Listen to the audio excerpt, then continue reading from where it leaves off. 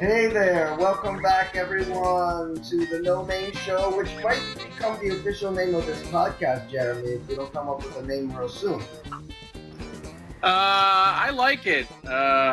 It's catchy, and I think it fits the participation of our listeners. You know what I mean? That's Jeremy's coming out with the pitchforks early today. But speaking of listeners, again, I just want to be. You guys have been very gracious. We've doubled our views on our podcast on Halloween from our first one on Predator. So I'm extremely happy about that. And we just put out a podcast on Friday the 13th, and it's growing and growing and growing. Hopefully, it'll double what we had for the Halloween podcast. So I'm very, very grateful for that. So thank you guys for listening, for liking, for subscribing, because we want to keep doing this. But, we're starting out small, but we're growing. We're in the hundreds as far as listenership, so that's really awesome. And we couldn't have had so much fun on our last podcast if it weren't for a certain somebody called Justin, who was our judge for that podcast, telling us why we were absolutely wrong about some of our Jason picks. So we've invited him back. Are you there, Justin? Yes, I'm here. Glad to be back. Hopefully, this list goes a little better, Phil. I mean, we have faith in you. So. Oh, boy. Yeah, I think it'll be a little bit better.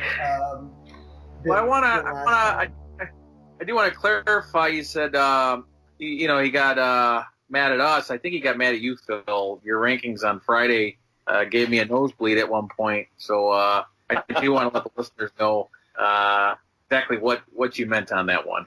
No, it got better in the sense that you guys were able to get some clarity on these movies because you're such fanboys that it blinds your vision of what quality cinema is at times. So I meant it in that sense. It definitely meant it in that sense.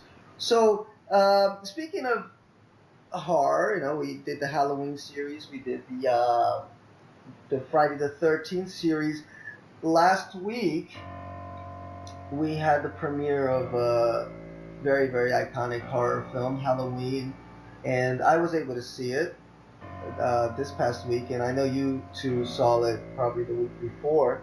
And yeah, what do you guys think? Can we give just a quick thumbs up, thumbs down? We don't want to spend too much time on Halloween because we have something else to talk about tonight. In short, I give it 3 out of 4 stars, which means it's good.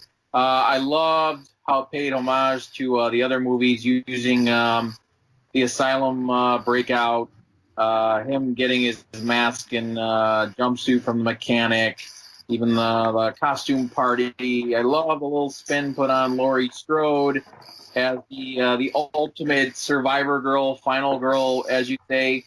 But I also thought it was thick in some spots. Wasn't really consistent with the pathos of what drove him versus what he was actually doing in the movie in terms of the kills. But definitely thumbs up, worth watching.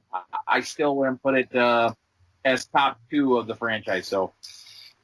Yeah, I would say, my first time, I saw it twice, and the first time I came out like a fanboy, all excited, it was really cool to see Sarah Connor, I'm sorry. Not Sarah Connor, Laurie, back, kicking butt and everything. It was really cool. I liked the aggression he had in this one.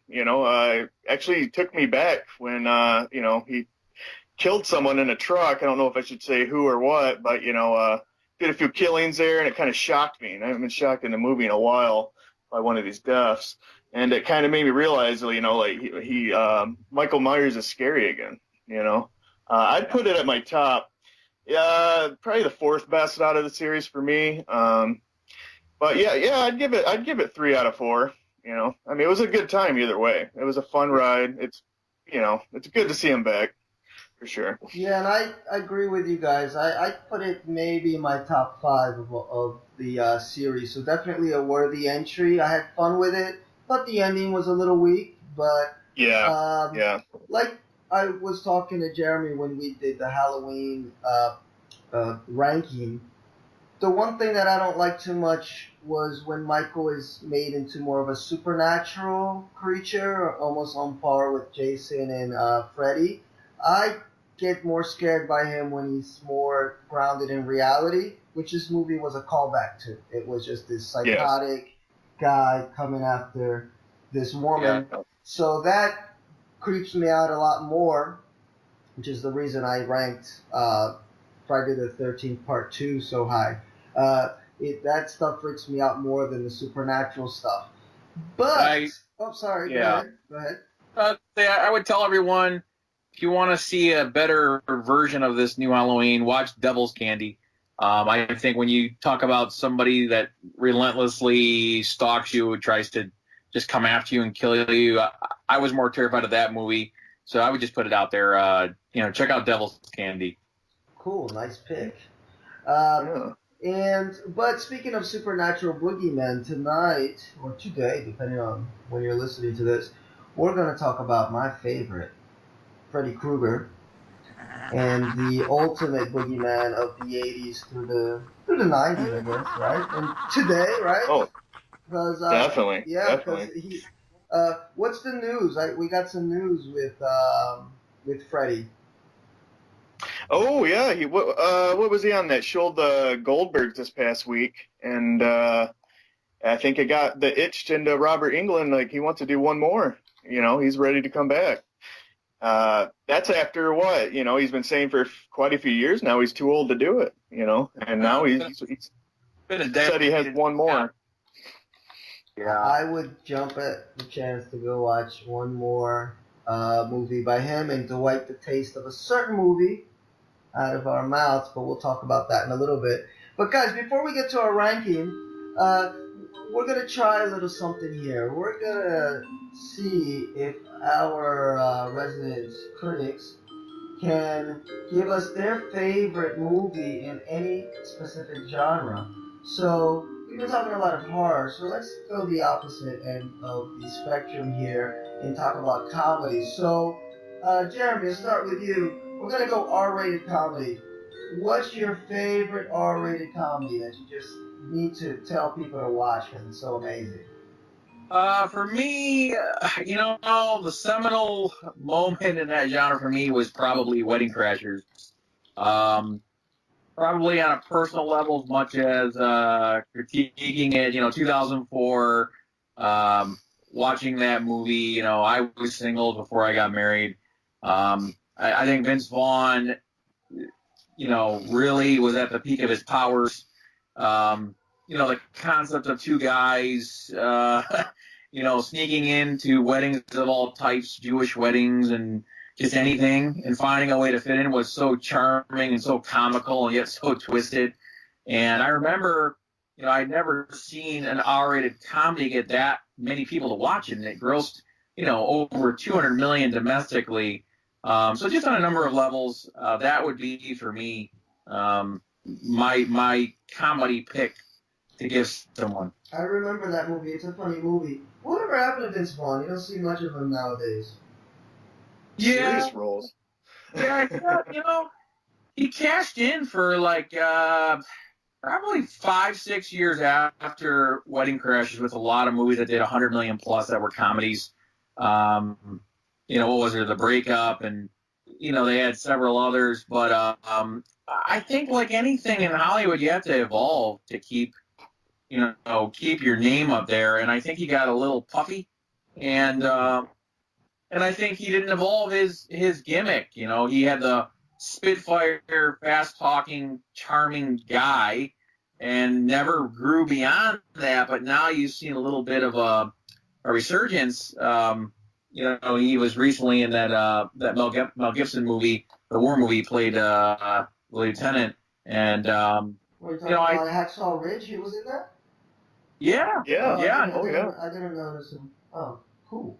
I'd like to say, if you guys haven't checked this movie out, I thought he did excellent acting wise. Was it last year's Brawl in Cell Block 99? Oh, amazing! Oh yeah. That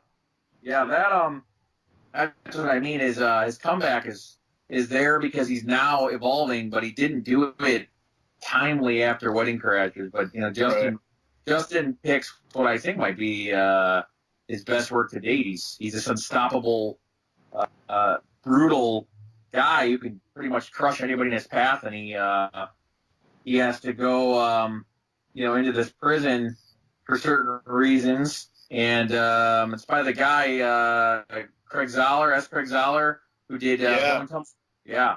That was a great Western. A great movie. Cool. Yeah. I'm gonna check that out then. And let me hear from you, Justin. What's your favorite R-rated comedy? Well, it varies a lot, but for a personal level, this is gonna go. This happened around, I believe, in '08. I had to make a big move. Had like a breakup, trying to deal with stuff. Change life around, and Forgetting Sarah Marshall came out. And I really enjoyed that one. It's a romantic comedy kind of, but it's really raunchy. I really enjoyed Jason Segel. Jason Segel starred in it. He also wrote the script. He's from, How I Met Your Mother. Kristen Bell was in it. Mila Kunis. That's when I started crushing on her hard. She's a doll in that. And then you got Russell Brand, right? One of his better movies he's ever done for comedy-wise, in my opinion. And, it's just about a guy who gets a breakup. I believe he goes to, like a resort in Hawaii, and it turns out his girlfriend's there as well with her new boyfriend, Russell Brand. And it gets pretty comical, and it's got a lot of heart to it as well. So it's always a feel-good movie for me. It brings back memories, and it made me smile back then and makes me laugh now. So, yeah, I'm going to go with Forgetting Sarah Marshall. Very sweet. And for me, I would have to go with South Park. Bigger, longer, and uncut. There's a few that I like that are R-rated, but this is the first one I remember watching when I was a kid.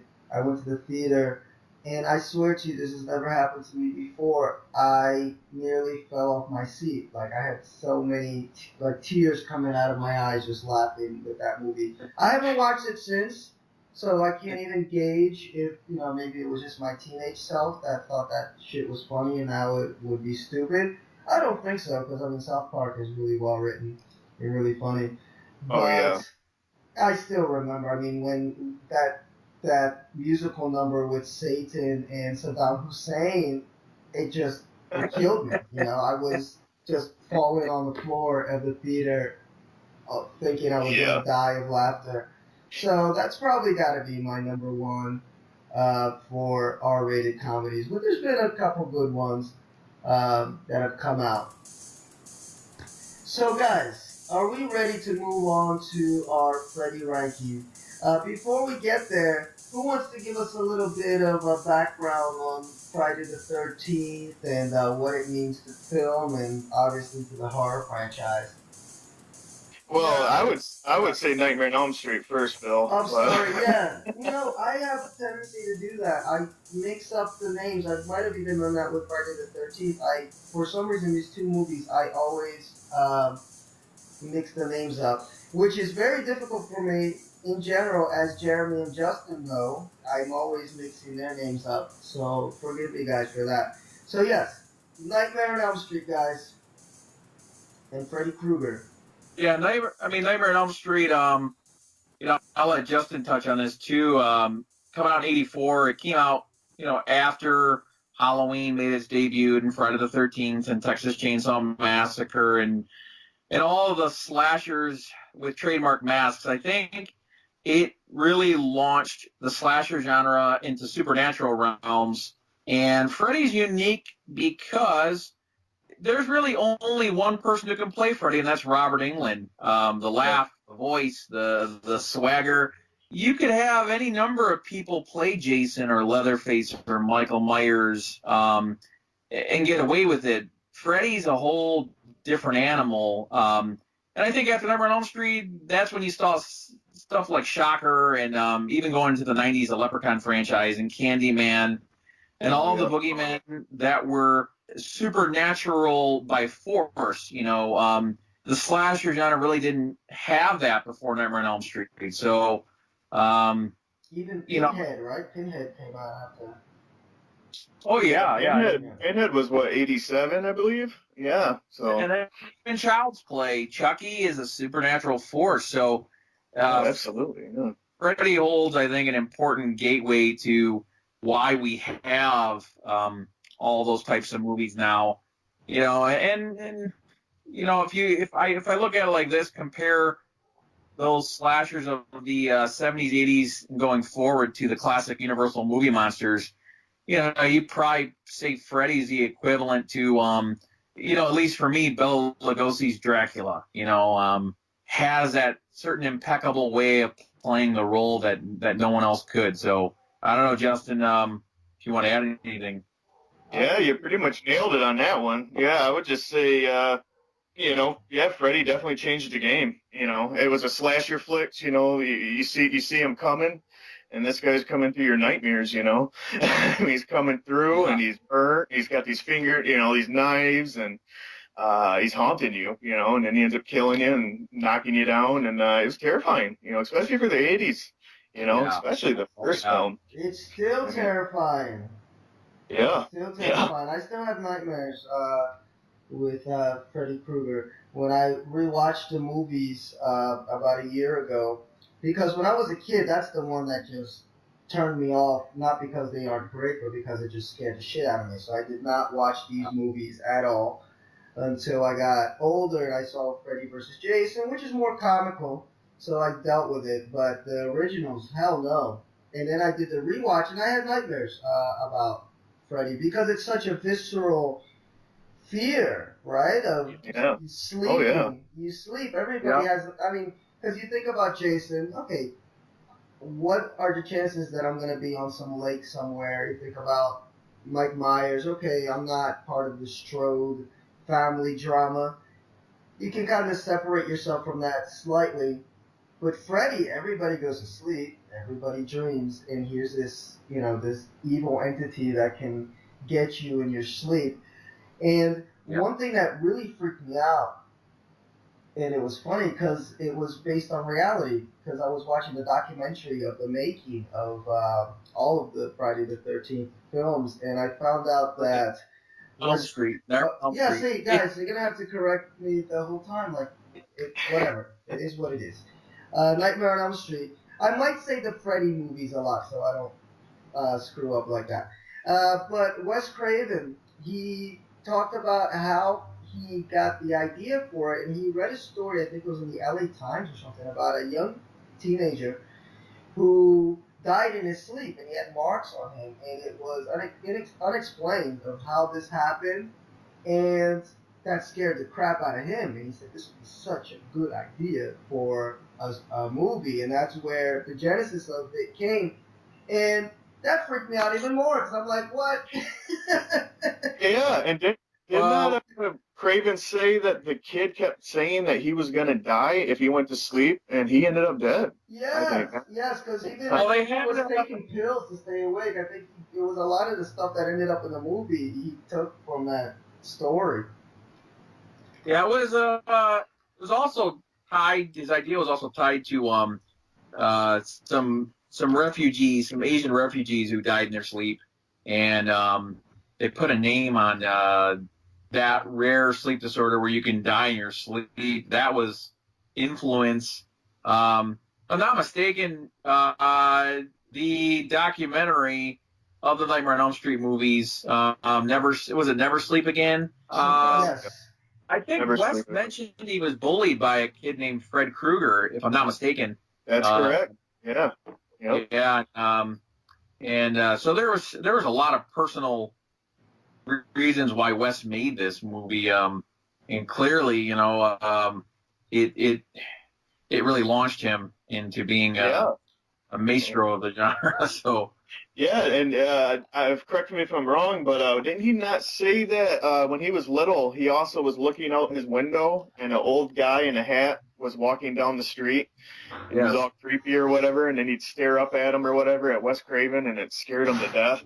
And he went and hid, and he looked again, and the man's still sitting there staring at him, kind of evil, smiling at him, enjoying it, scaring this little kid. And that's where he kind of said he got the hat, you know, the idea and everything from, I believe. It's been a little while since I actually watched the 7-hour documentary, which is great, by the way. Oh yeah, yeah. I mean, these movies, you know, on a personal level, they might be my favorite when we group them with Jason and Leatherface and all of them, just because not only did they have the whole foreshadow to not have sex, but I think they turned things on the ear of, okay, kids should also ask their parents, did you ever get together as a lynch mob and kill anyone? Or it really provoked that in all these movies, where kids were going to their parents and saying, okay, why am I feeling the wrath of what you did and what is in your past? So it, you know, for a number of reasons, you could easily put these movies at the very, very top. Yeah, and I was gonna actually ask you that. So we got Justin's perspective and Jeremy's perspective. See, guys, it's too early. For those listening, we usually do these podcasts at like 1 in the morning when my brain actually functions a little bit better at night, and it's 4 in the afternoon here, so I'm a little slower than usual. What I wanted to say is, Justin, where do you rank the series compared to the other big three? Because that's always the discussion. Oh man, it's always been Nightmare on Elm Street. You know, that was the first one I actually fell in as a kid. I believe it was part 5, the Dream Child maybe, or it could have been Dream Warriors. It was somewhere right in there. My cousin, got me turned on to it. It terrified me. It got me all scared and stuff, but I kept coming back, and I just enjoyed them. And as the years went, some are cheesy, and I still watch them all. I love them. Yeah, to me, Freddy's, he's number one guy. His whole franchise, him. And like you said earlier, it wasn't with Robert Englund. It might be a different story. But, there's just some magic on screen when that guy gets on there and just, cuts loose. And, Freddy's a sick bastard. I mean, he's scary. Yeah, and I think that's you could use what we just said about Robert Englund as a good segue into the start of these rankings, or maybe I'm being too confident, but I think you guys know where I'm going. I think I know where you're going, and I will preface it by saying that I would fire myself from this podcast if I put the reboot of A Nightmare on Elm Street anywhere higher than last place, and I'm willing to fire both of you guys also. although these guys are getting fired and they're not getting paid, so take that. Well, Phil, I don't know. Phil, you gotta clue me in as to if you got any sponsorship for your website. Have we hit enough views? If so, I'd like to be in on the know of how many dollars per day you're making. Hopefully, you share that with me very soon. No, it's more like how many dollars a day I'm spending on boosting these posts and getting them everywhere. But so what do you guys think of A Nightmare on Elm Street 2010? We'll talk about that, and then guys, we'll really start the ranking. Because I mean, what do you guys think? Oscar worthy, or just maybe?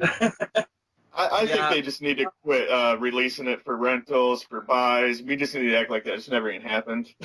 We just, in time, I've looked back on this movie, and it's very hard to find anything good about it.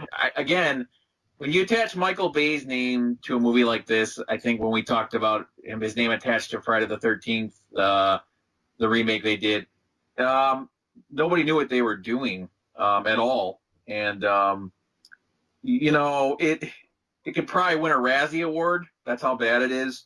Jackie Earle Haley, I love as an actor. He did masterful work as Rorschach in The Watchmen. Oh, yeah, absolutely. And he was amazing in I think it was Little Children. He played the molester, the pedophile released from jail into the neighborhood. And I think the only moving thing about what went into this movie is Jackie Earle Haley, I don't even think wanted to take the role.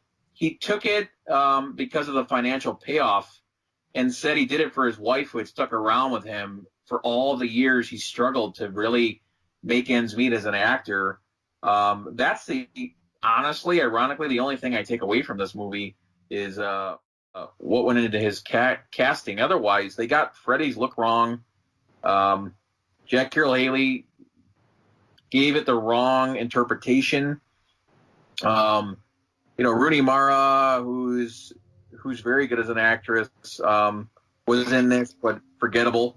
And I think it's. Yeah. You're cutting out a little bit there, Jeremy. Yeah. And Justin, what are your thoughts on this film? I'm going to go with Jeremy on this. I mean, there's not really much we can say about this film. I mean, it was all, it was a good idea. When I heard about it being made, I was a little excited for it just to see, Jackie, coming off of that Rorschach role from Watchmen. I mean, he was on a roll, and I was really excited for that. And I was taken back by the look, the feel. I know they were trying to make him serious, and make him scary again, but, they went full blown child molester role, like it wasn't even about the terrorizing or, anything. It was just straight up just sick, creepy. Just it wasn't done right, and I don't know. I ain't really much I can say about it except for Rooney Mara. Like she's a beautiful lady, great actress, and I'm sure she did the same thing in this role as probably that he did. She probably got a nice little decent check or whatever, hopefully trying to make it big at the time. And I don't know. I remember leaving a theater and it just felt gross, and I knew I just never wanted to see it again, and that was. For me, it was the kids looked bored. There was something about the kids. Oh, yeah. I say in quotes because they all look like they were pushing 30. But yeah, they try to make it too serious with the kids. Because the cool thing about all of these horror franchises, especially from the 80s, is that there's a tongue-in-cheek aspect to it, mixed with the horror, which I think is what makes them special. That you can even the bad ones you can watch because there's some humor in there, and you see that they're just trying to do something, and maybe it works, maybe it doesn't. And when you take that out, it's very bland, and that's what this movie was, just bland. I made it through it. I don't know how, but I kept falling asleep, in a little, almost falling asleep in a few parts. And I'm glad you mentioned the child molester aspect, because that's one thing that really, I think, neutered the character for me, is that they made him into a child molester, although I hear that originally he was supposed to be a child molester, and I'm glad they changed it to a child murderer, because for me, on the level of like people that should burn in hell, the child murderer just feels more vicious and scarier than a child molester, because when I'm thinking child molester, I'm thinking, I lost my puppy. Power. Yeah, it's like I lost my puppy. I got a candy bar. I got some video games, and it's like that. What did he call that? Right. The grooming process. It's not. There's a kid, and I'm just gonna kill him. That comes from much more of an evil side, which I think makes the original Freddy scarier for me. That he's just willing to kill. They also, I think, tackled both sides of child molester, child murder in the Freddy's Nightmares series, which came out in '88. If I'm not mistaken, he had the whole perverse notions to him, but then there was also the affirmation that he was a child murderer. So I think that whole mythos of his origin has been distorted along the way. But I think I agree with you, child murderer, even as evil as it sounds, makes him less a coward. It's something to be reckoned with on an evil level. Yes, and I thought that neutered the character somewhat. And then you got these boring kids that felt dead before they were actually killed, and you're like, because that's another thing with the original cast of all the films, is that they had some life to them, and some of them even would fight back, And these guys were just like, man, kill them off already. Really boring movie, which is a shame because I was kind of excited to see what they could bring to it. Because every once in a while they will get a reboot right. It's very, very rare, but they'll get it right. So hopefully, whatever it is that they're thinking about doing for Nightmare on Elm Street in the future. I hope it kind of erases the memory of this film. So that one is not included in our ranking, guys. So starting from now, we're gonna look at 8 films. The first one being released when? 1984, you say? Yes. And what about the last one? 2010. Well, if you include the remake, yeah, if you include the remake. Not including 2003 would be Freddy versus Jason. That was the last time Freddy was seen. Yeah, and I think after that it was 94 for the New Nightmare. So, because that was kind of the send-off, right? Exactly, New Nightmare 94. So we're looking at 2 decades, well, 3 in a way, of terror from this guy. So let's begin. Our number 8 pick. So let's get Justin in the mix, because I know he's a big fan. So we'll get you to go first this time. Well, I don't know. I mean, you guys, I'm going to be honest with you. I numbered these when I watched them, I mean, there is ones I favor more than the others. I like them all in their own way. I'll just get that out there. But, honestly, my 8th pick, and now I'm starting to realize it's starting to maybe become like the Halloween 3 of them. I'm starting to hear more people chipper up about it. But my number 8 is actually Freddy's Revenge Part 2. Now it's funnier. I mean, when you watch it, it's kind of funny, and it just was a different tone. I didn't dig the part where Freddy was coming out of the kid, the actor or the kid in the movie, and how he jumps out. He's got these red beady eyes. They changed him. He wasn't the same in like the first one. And then he shows himself somewhere in the end of the film out at a pool party where everybody's just they're seeing Freddy Krueger, and it just kind of takes it away. I was taken back by it, and that was just probably my least favorite out of all of them. But I give credit to the main actor. I'm not quite sure what his name is, Mark but Patton. Yeah, he had a hell of a dance sequence in there. It's forever rememberable, and good scream queen, I guess, for part 2, one and only in the series, I guess, for the guy being the scream queen. So, but yeah, mine's got to go with Freddy's Revenge. Just my my least favorite out of the whole franchise. And what about you, Without Jeremy? the remake. Yeah, Freddy 2. It is my least favorite. I guess it's safe to say this is the gay movie of the franchise, and the filmmakers will even admit that. It's an interesting contradiction because, Jesse is a closet homosexual in this movie, yet it's done in such a light manner. Mark Patton, who, is gay in real life, I suppose was cast as Jesse for that reason, because it allowed him to be convincing as a closet homosexual. But then even the gym teacher, there's that whole thing where Jesse sleepwalks into the gay bar and the gym teacher's there. When you look at Freddy taking over Jesse's body, metaphorically, it's basically saying to the audience, okay, Jesse's a closet homosexual and is terrified of either A, revealing his homosexuality, or acknowledging himself that he's gay. And Freddy is this symbolic entity where when Jesse finally exorcises him out of his body, it's like, okay, it's the affirmation of, okay, I'm at peace now with myself. So I don't know if the movie at the time it came out, if it's saying it's anti-gay or pro-gay, but I think that in itself, that political sexual message got in the way of this being just a Nightmare on Elm Street movie. I also didn't like Freddy's look. Too moist. The makeup was moist, very greasy. Robert Englund, I don't know if he was told to step down a bit. Outside of the opening act where he's a bus driver, which, by the way, I think really influenced Jeepers Creepers 2. Outside of that act, that whole maniacal piece, it's really a step down for Robert Englund in performance. I mean, he doesn't look like he's having fun with it.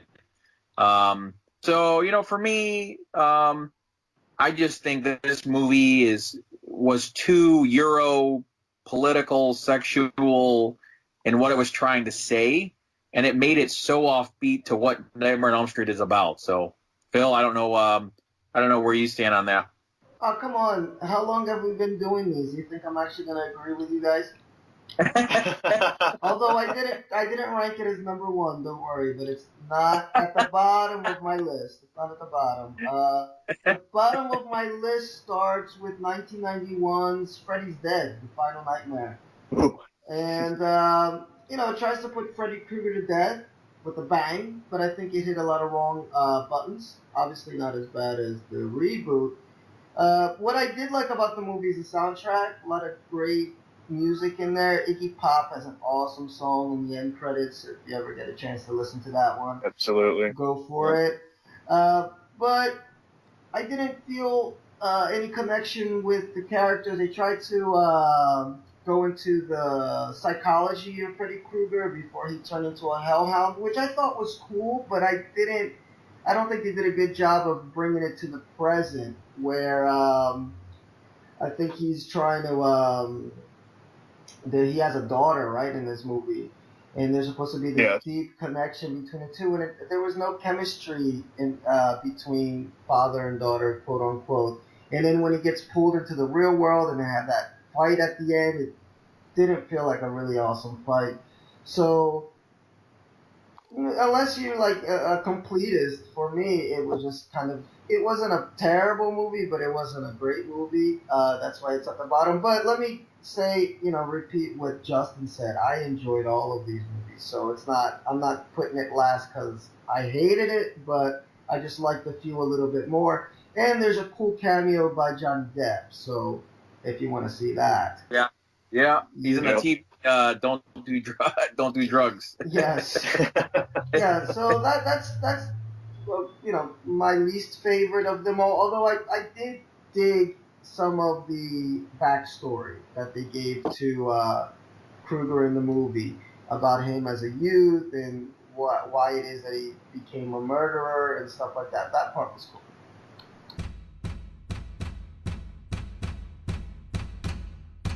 Let's head over to number 7. What do you guys got for number 7?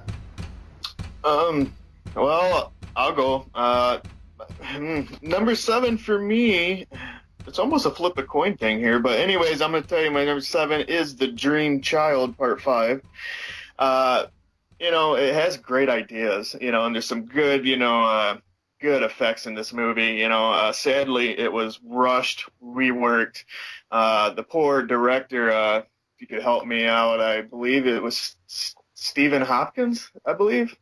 The poor guy, he had he was rushed, one room, they got, one set going on, and then, while they're building the other set that they got to hurry up and do as well.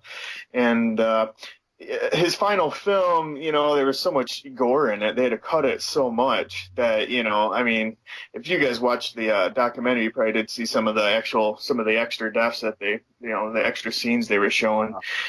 And I think that would have helped the movie, greatly. But I don't hate it. It's just a weird twist, it's a different tale. movie. It's a different movie. Yeah, it's very different. You got the Alice, I believe, she's pregnant, and Freddy's going through, I don't know, what was he exactly doing? It's such a weird movie. I personally, I'll talk more on this one. I have it ranked a bit higher, but oh my God, Jeremy and I agree on something. And especially when it comes to a movie that goes a little bit away from the usual formula. Yeah, because I have this one a little bit higher too. Although you guys might kick me when you hear what my next pick is. But, well, my only complaint on it, Rose, real quick, it was just I felt just a little rush edited. Then again, I just rewatched it recently, and I did enjoy it. I had a good time with it. It was creepy again. It had a weird feel to it, but I agree with you guys. It is different, than all the others. But, yeah, that's just probably where I stand with it. I still enjoy it. I just had to throw it in there on my rankings, and that's where I put Part 5. It just felt a little rush edited, and I I think if they would bring out if they could bring out another cut, just kind of give us what Steven was really going for there, I think I'd probably enjoy it a little more. And what do you got for number 7, Jeremy? My number 7, and again, this might be a controversial one, but I go with New Nightmare, and I'll tell you why. Oh man, I had just said wonderful things about our relationship, Jeremy. And you've gone and ruined it. New Nightmare came out in '94. You got to understand, this is not part of the continuity of the series. It's a standalone, even though it's part of the franchise. If that makes any sense, to me, it's to Freddy what Halloween 3 was to the Halloween movies. While it was clever having Heather Langenkamp play herself in the movie and Wes Craven play himself and Robert Englund play himself, I also thought it was a little bit heavy-handed that, okay, Heather has to go slide back into the role of Nancy to fight a Freddy who is real in her world. And, we look at Robert Englund playing this much more demonic Freddy. There's no charisma at all. Everything we loved about Englund's performance is missing here. In terms of, I guess if you objectively look at how clever it was as a horror movie, it's actually really well done. I mean, I liken it to what Cabin in the Woods did a few years back. But again, we're ranking the Nightmare on Elm Street movies, looking at them for how important they were to the franchise. I just think this one got heavy-handed. I remember watching this as a young kid and having this notion, okay, how cool would it have been if you had Freddy of the movies, right, somehow involved in taking on this evil, real nightmare demon Freddy. And I think they could have done a lot more with this movie, and they missed out. So there you have it, my controversial choice of the bunch. That's New Nightmare. Yeah, I don't know. I'll disagree. I mean, I really enjoyed that one. I thought it brought the terrifying feel of Krueger back, I remember seeing it in theater, and I was kind of taken back by it. For kind of all the same reason, different. It felt different, but it felt just more real, And it also was going for that whole what was the old story that they were going for, the breadcrumbs or whatever. Like he had that as the metaphor. Was it House of Yeah, that's what Craven was. That was his little metaphor of the little going into that, and I thought it was kind of cool though. I mean, it was creepy seeing even you see Robert Englund. She sees him, and the second time she goes to meet him, and he's got that weird painting. Or no, she called him. And he's just kind of lost where he's having these dreams as well. It felt like same as Wes Craven, and he's writing this story. I mean, for the time, that was a pretty wild story. I mean, yeah, it's different from all the others, but it kind of, at that point, you kind of had to go somewhere after Freddy's dead. And I think coming out in '94, this movie is like a phantom ghost of that was echoing where Freddy's Dead left off. So I think if we're grading these objectively on how good of a movie they are, New Nightmare would be much higher on my list. But again, I think we're ranking these of where are they in spirit, where are they in trademark to the franchise. So I can definitely agree with your point, but I have to stand by mine. All right. Yeah. Let me move on then.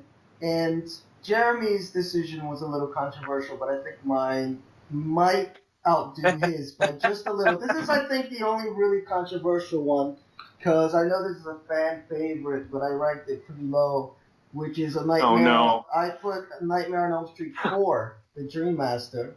No, as Phil. my number 7 pick. Yes.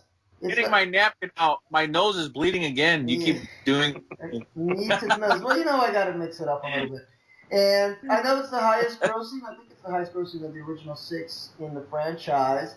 And it has some of the best and creative Freddy kills, but it still bored me, I think, because of the character. I didn't really connect with any of the characters in the story, and it felt like it was just it wasn't actually, they weren't trying to tell a story. They're just trying to set up these characters so they're in a situation where Freddy will get them. And that felt boring to me. Now the kills were awesome, they were very creative, but I didn't really care about, like you do with Nancy, where she's going with her life, or even with Nightmare 3, all these kids in the asylum, and what's going on with their personal lives. They're all kind of finding each other and finding a support group for each other, and then Freddy comes out of that. I couldn't tell you. I don't even remember what any of these kids were doing or why Freddy was after them, to be honest. I believe, Phil, you're thinking Alice was trying to get with that really hunky guy she said in that quote, right? Yeah, Dan. I'm usually like a big fan of a lot of gore and a lot of violence in horror movies, but I like a setup before, otherwise it can feel a little bit empty. So that's why I ranked it a little bit lower than most people probably would rank it. Okay. But not a horrible movie, It's not one that I would probably put on again. Yeah. I'll be sure to put on my defense attorney hat later on, listeners, to make you forget you ever heard Phil talk about Nightmare Before. I'm going to give you the Men in Black treatment now.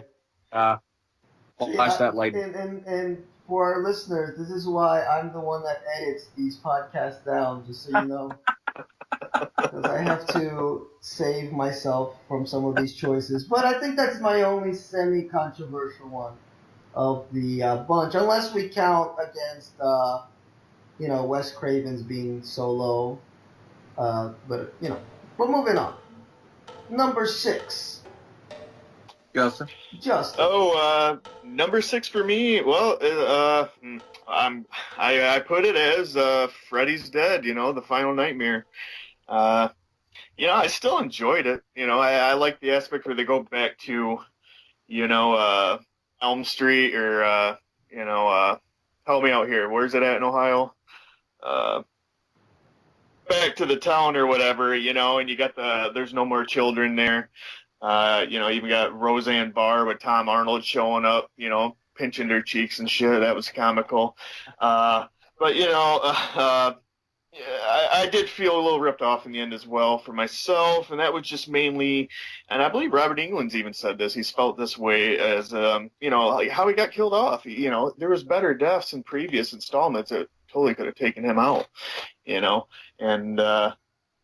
it's just, that just falls into my number 6, really, just for, I don't know, it just felt like there should be a better death for Freddy. I do like the daughter aspect. That was cool.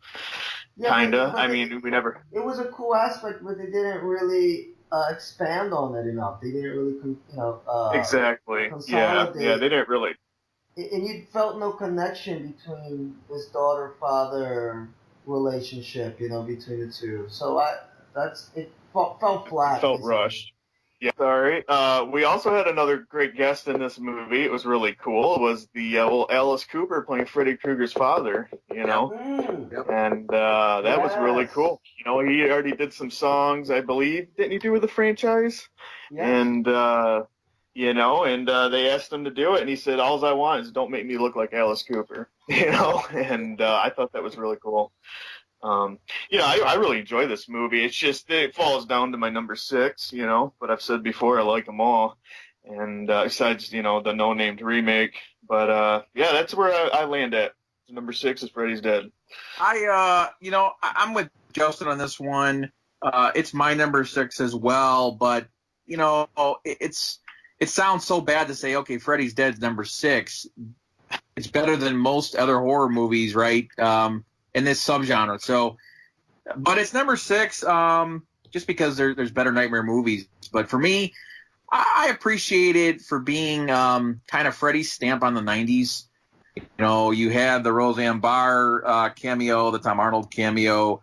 You had Freddy playing Game Boy. That whole kill was incredible, I thought. The Power Glove. Yeah, and the movie's also kind of the Power Glove. Oh, boy, Robert Englund looked a little fatigued as Freddy this time around. You could see he didn't have that extra kick. But I loved, you had these little girls doing jump rope, singing that creepy dream mantra throughout all these movies, and they found a way to say, okay, what does that mean? Why do we have that? And even the little girl that shows up throughout the series in like Nightmare 3, they brought meaning to it all and said, okay, now we got Freddy, who was once a father, had a daughter, was married, was a psycho. Little girl grew up. Now she realizes she's the daughter of Freddy Krueger. While the chemistry lacked between Lisa Zane and Robert Englund, I really didn't feel them as father and daughter, but I liked where they were trying to go with it, at least, Yeah, they tried something cool. I agree with you. And it's Billy Zane's sister, am I correct? Yeah, I believe so, yeah. Yeah, and it also expanded as Freddy being a father. I mean, up until this movie, all we knew is, okay, Freddy was the child molester, Freddy was the child murderer, Freddy was the lone creeper. It actually said, okay, this sick, evil psychopath was once a father. And so I liked where they went with that. I also thought, okay, we've seen Freddy taken apart a number of times, which should have been the end. And while this way to kill him off wasn't as glorified or Can you guys remind the audience how it is that he gets killed off in this movie? Yaphet Kotto plays the dream therapist who latches on that to kill Freddy. You have to grab a hold of him as you're waking up, which will pull him into reality. We also find out Freddy's origin, that he got his power from dream demons, basically sacrificing his soul to serve the demons of hell that control dreams. But while there isn't anything on a level of makeup or imagination to killing Freddy in real life, it was the only way they could go, because you had done everything you could in a fictional way prior. So, honestly, I would love to even grade this movie higher, but it's my number 6. Yeah, and when I was looking at my notes, that's something that I wrote down, is that you think Freddy would find a way to defend himself against being brought into the real world by the time this movie came out, because it's something that's happened to him a few times before. But I agree with you, let down of a movie. But again, all these movies are cool, and they have something cool about them. Is it my turn to do number 6 now? I believe so, or yeah. Yeah, your We're turn, on number 6. So yeah, this is the Strange Turkey movie, which is Nightmare 2. I had fun with it. When these movies go camp, I have fun with them, and it's not as good as some campy movies from other horror series, but I can enjoy it on some levels.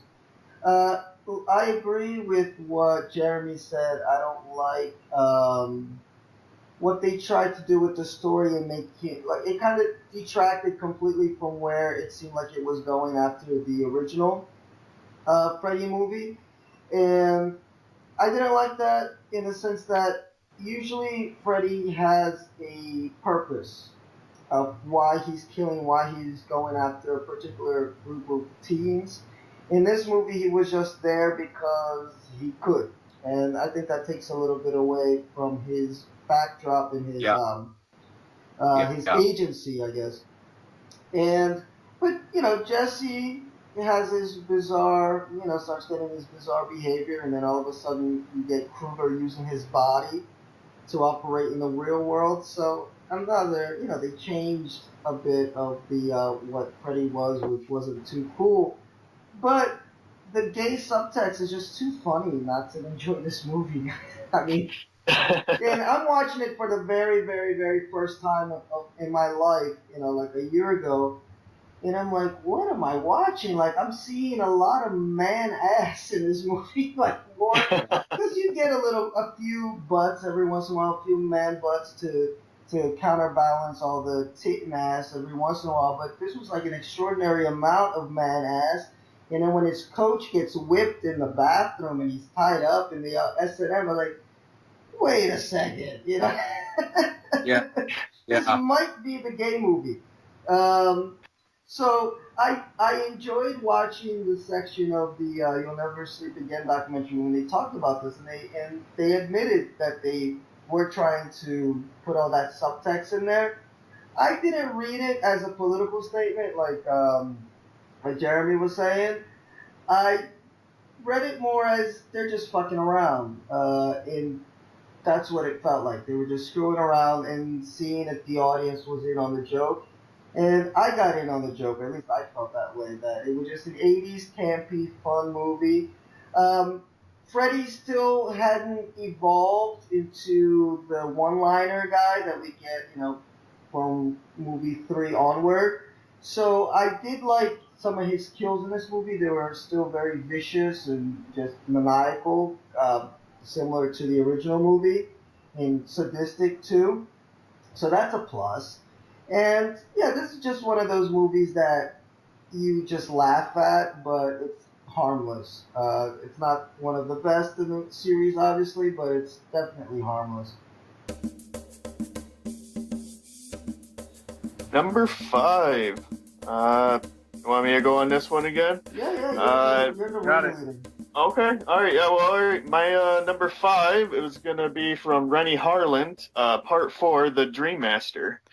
I still like it. I think it's a great movie. It's fun. On Phil saying he didn't really know, what was the main purpose of all these kids or whatever. I agree on that. It's mainly Alice just trying to get with the jock, and they had them all in it. The jock, the party slut girl, the nerdy girl, and then Alice was just more the shy girl, I guess. But the big problem, exactly. The problem for me was for part 3, you had Patricia Arquette in there, doing a great job, and she didn't come back for this role, in the beginning, and that kind of threw me off a little bit. I'm like, well, where's Patricia at? And I don't think anyone knows to this day what happened to her on that.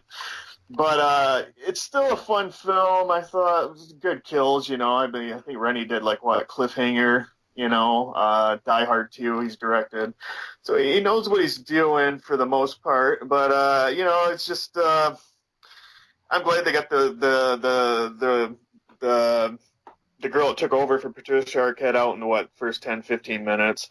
But other than that, I did enjoy Alice becoming, getting all their powers. Now that's one thing that was going on through all this. She was collecting all their powers as they were dying.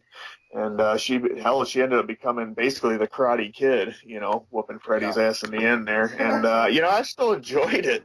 It's a great film, I think. Yeah, and I still enjoyed it. I think with Patricia Arquette, if I recall from the documentary, it was just a case of she got big. After the first movie, she got big enough where she just didn't want to go back. Like her agents just didn't want her to be connected to this series for the rest of her life. Spontaneous decision. Yeah, just a spontaneous decision. It happens. What can you do? Yeah. So it just, I just wish she would have jumped in there for a little cameo. She wasn't the main star anyways, but she was on to bigger things, after part 3. So, this is where I go with Dream Master. I still like it. It's still fun, but if you want a greatest hits reel of Freddy kills, probably a bunch of them are going to come to this movie. That's you can't contest that. It's got some of the best kills, really cool special effects. Is this the one where the girl turns into a cockroach? I was just thinking that, Phil. Yeah, where she was the workout girl's cockroach legs. Oh man, that was awesome. And it's all done where Freddy's looking at her, through this jar through his eye. Yes. That was cool. Pretty incredible, yeah. Yeah, it's got some great scenes. Well, go ahead, Jeremy. So number 5, we've been doing a number of these podcasts, and Freddy versus Jason seems to come up because obviously it involves Freddy and Jason. Freddy vs. Jason would be my number 5. I really enjoyed it. It ranks higher, I think, on my Friday the 13th rankings. But, yeah, I mean, I still put several other The Nightmare movies as being better than the crossover. But as I've said before on the Friday podcast, they did really well with this. I mean, Robert Englund returned, a decade after he was in New Nightmare, and even more like a decade and a half since he was the charismatic Freddy in Freddy's Dead, and looked like he didn't skip a beat. I pointed out, Jason was too tall, didn't like that, but I thought they, did as good as they could coming up with a way for Freddy and Jason to be in the same universe through one premise. And, it's definitely, on any given day, it could even be ranked higher on this list, but I put it number 5. Cool. Yeah, I can't disagree on it. It's a fun film. So, yeah. Yeah, no, I go a little bit higher with it, but I agree with most of what you said there with that. You want to add anything, Justin? No, I'm actually going to save it because... All right, yeah, I'm going to save it for a little bit later. Let's see here. Number 5 for me, and this may be an odd choice, but I'm going to put A Nightmare on Elm Street, The Dream Child, 1989. And it's another oddball movie, but I enjoyed what it was trying to do, and I agree with what Justin said. I think if they have some director's cut of this movie, it would just pump it up to that next level, might even jump a space or two in my ranking, because it's very uneven. But the gothic atmosphere of the movie just drew me in. Even the color scheme of the movie is different. It's kind of like a blue-grayish. It's on its own. It's in its own universe, trying to do its own thing. Alice, obviously, is the main protagonist here. And when she starts to have these visions of her as this nun, and they have this whole backstory with Freddy Krueger's mother, and the gothic feel of it just, I thought was awesome. And it just, the uneven part is when it was outside of that storyline. It didn't really have that much suspense. The kills weren't, that gory and that creative like people are used to with these movies. But it managed to move the story in a different direction. Almost enters a fantasy genre in some parts, which maybe upsets a few hardcore horror fans, but I thought was a kind of a bold direction to take it. It's not a great film by any means, but it's definitely not unwatchable. It just decides to take this other path. Doesn't have a lot of humor, doesn't have a lot of jump scares, but it does a great job of building up the Krueger mythology and telling us a little bit more about his past. And so there's times that it works magic and other times that it just falls completely flat. And I wish that we could have seen an extended cut of this movie to see the full vision of what this guy was trying to do. Yeah, I agree with you on it. Yeah, I mean, it's a fun film overall, and I thought some of the kills were great. The girl that was being told to keep eating at the table with her mother and her friends or whatever. Yeah, she starts blowing up food down her throat. Yeah, and she just becoming this big old garbage pail kid or whatever, about to explode, and then she does, man. Yeah, there was some cool stuff in there for sure. I'm not really gonna. I ain't got nothing to say on it. I mean, like I've said, I like all of these movies. Unless if Phil would or Jeremy would have been like, number one's the remake or 2. Then we would have go to his house and burn it down or something. We would send our listeners his home address.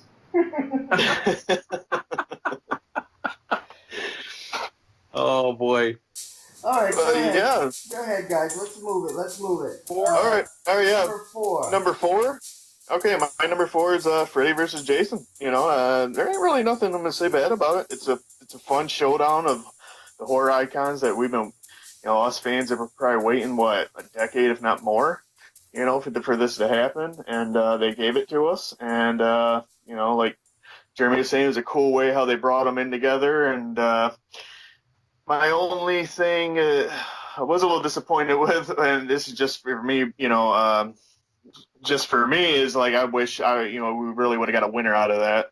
Like I said before, I think on the other one, I was a little upset that the main girl was the one that like ended up blowing him up, and she ended up winning in the end. But overall, it's a great film.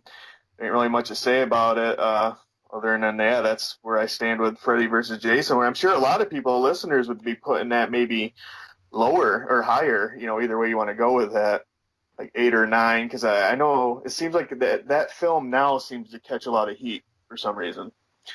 It's I always say too, remember the wink Freddy gives at the end. That, to me, I leave my impression on that movie that Freddy wins. He gives the last word with his wink. Yeah. But definitely, I think even for the naysayers out there for this movie, you got to appreciate the fact that it was made in the first place, and they did as well as they could with it. So, it's one of those movies. Just be thankful it was made. And be thankful that it worked, because it could have easily just been horrible. Especially if you go by how each of the series kind of slowly went downhill as far as quality. It could have certainly been like a really horrible movie, and it wasn't. It felt fresh, felt cool, and it's rewatchable. It's got a rewatchability factor written all over it. Definitely. Yes, that's where I go with it.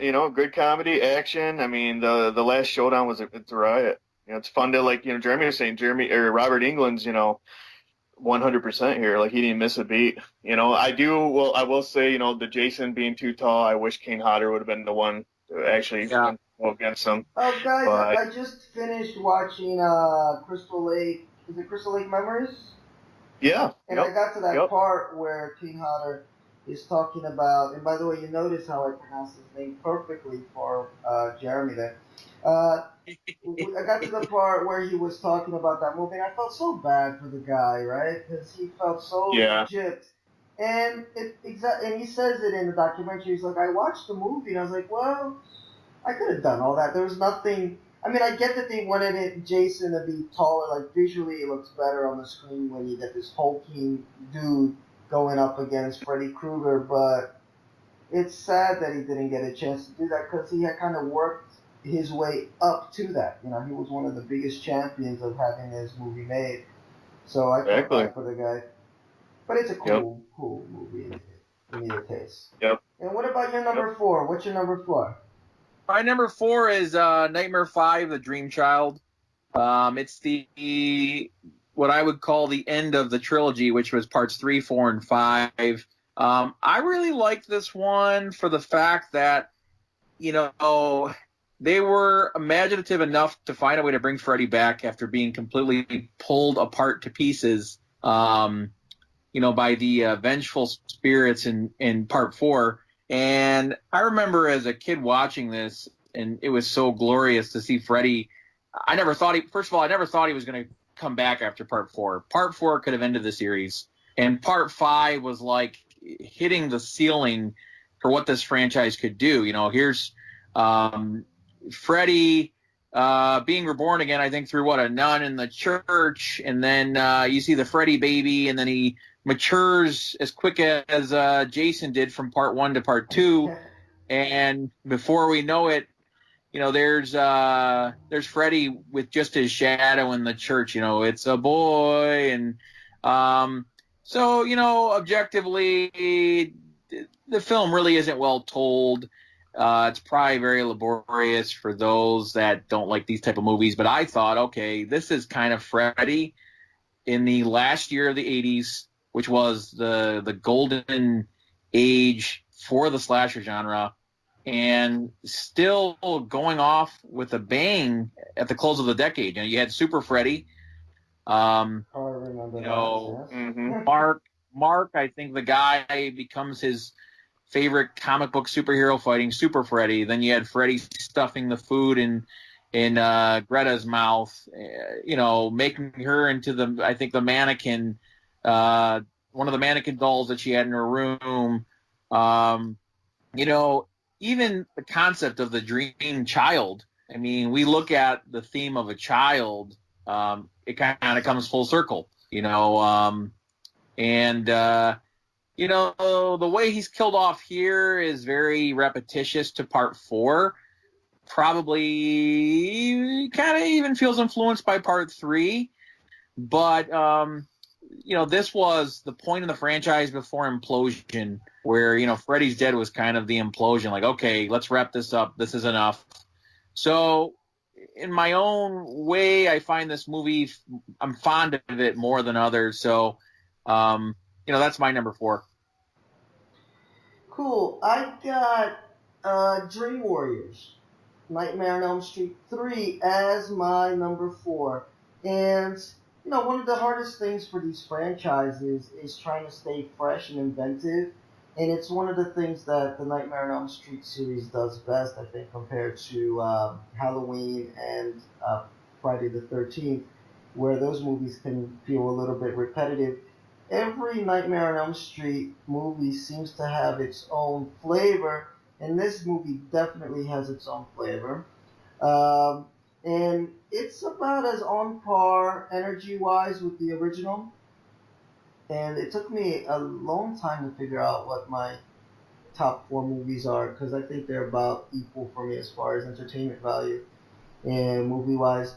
But, here we got Freddy's last attempt to kill the Elm Street children, so I'm glad that they learned their lesson from Nightmare 2. Like, Freddy's got to have a purpose, he's got to be going after somebody that's connected to Elm Street somehow, in his past somehow, because that is the title of the movie after all.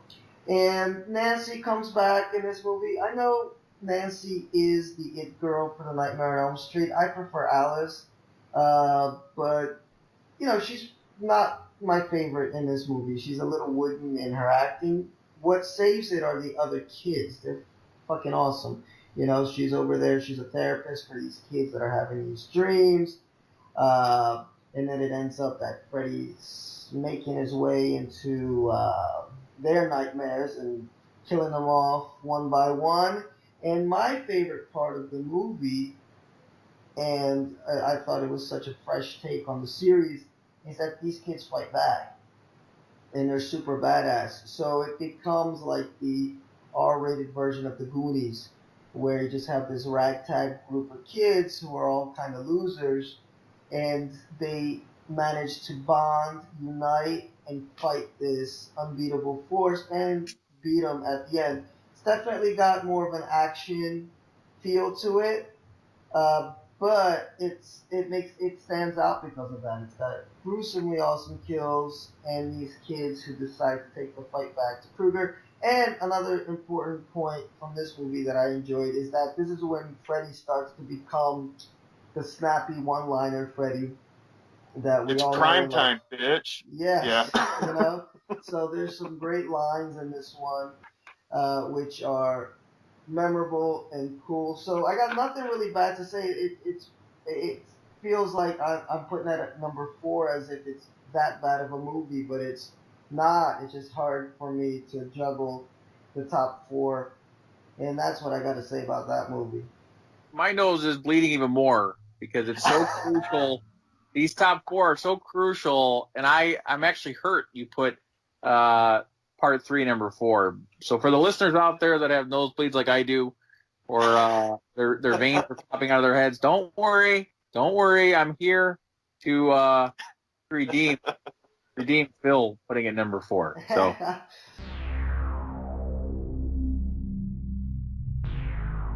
Guys, before we move on to our top 3, let's do our box office scores, because this franchise made a lot of money. Not as much as Friday the 13th, which, adjusted for inflation, by the way, on the last podcast we had given out the numbers, but not adjusted for inflation as far as the entire franchise, and I believe it was somewhere around the 340 million, but in reality it's about 800 some million for the Friday the 13th. But Nightmare in total made 720 million at the box office altogether. And at the bottom of the list, we got Wes Craven's New Nightmare, so perhaps Jeremy hit on something there. This movie didn't really connect too much with the fans. And then after that, we have A Nightmare on Elm Street 5, A Dream Child, 8 in the ranking at 51 million. And then we have the original A Nightmare on Elm Street making 66 million at the box office, released in 1984. And then a movie we won't even say the title of that was released in 2010 made 73 million. I don't know who those people were. And then we have A Nightmare on Elm Street 2, Freddy's Revenge, the gay movie, at 74 million. And then Freddy's Dead, The Final Nightmare, managed to make 75 million at the box office. And then the movie I just put at number 4, A Nightmare on Elm Street 3, Dream Warriors, was the third highest ranking in the series at 104 million. And Nightmare on Elm Street 4, The Dream Master, which is the fan favorite, made 109 million at the box office. It's the highest ranking of the original 6 movies. And at number 1, Freddy vs. Jason, obviously, for combining 2 major franchises that attracted a lot of people, got a lot of people in the theater, and it made $125 million. Again, all these figures here are adjusted for inflation, so definitely a super successful franchise money-wise. It's no wonder that they decided to make a reboot. Too bad they did. Yeah. I don't even know what reboot you're talking about, Phil. I thought the reboot's still coming with Robert Englund back in it. I agree with you. I'm not aware of any reboot. I don't even think it was ever made. I'm pretty sure the Goldbergs was the reboot or the appetizer. Hey, can you guys tell us a little bit about Freddy on TV? What happened with Freddy on television? Didn't he have a show at some point? Freddy's Nightmares, which actually came out in '88, the same year as Part 4. I actually still have all my VHS tapes of those, and found a third-party maker to put it all on DVD. But it's, it came out around the same time as Friday the 13th, the series. The only difference was Freddy was actually in this show. He kind of played a host most of the time in a Crypt Keeper type role. Sometimes he was actually in the episodes, which those are my favorite. Basically, the episodes centered around, different protagonists having nightmare issues. It all seemed to take place in the same universe as the franchise. There were a lot of stretches where it didn't really feel like you were watching a Freddy show. Overall, if you're a diehard fan, I'd say watch it. I've watched it all. There's some real gems in there with the twin girls, and even the pilot I really like. But don't expect Freddy to be in each episode in full force like you're getting episodic Nightmare on Elm Street movie entries. So that would be my take. Yeah, I actually missed them, and that's sad to say that I love the franchise. And I think I saw a couple episodes when I was younger, and I've been meaning to find these because they're hard to find. This series, and if you could help me out to kind of look for it. Yeah, they never released it on DVD. You have to go to a third party site that distributes DVDs that haven't been officially made by vendors. So that's how I got mine.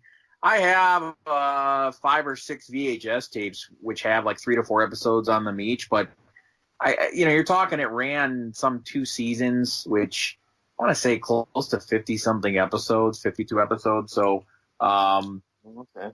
But by all means, there's long stretches in here where if you go in saying, okay, I'm gonna have no expectations that Freddy's going to be in this show, it's not bad. It's got an anthology feel like Tales from the Dark Side or Monsters or Tales from the Crypt. But, like I said, I wish I could just pick out the 3 or 4 episodes where Freddy's in full force, and that would be what I'd give someone to try out first to see the show at its best. Right on. Is that mainly in the first season then, where it's Freddy's in full force, or?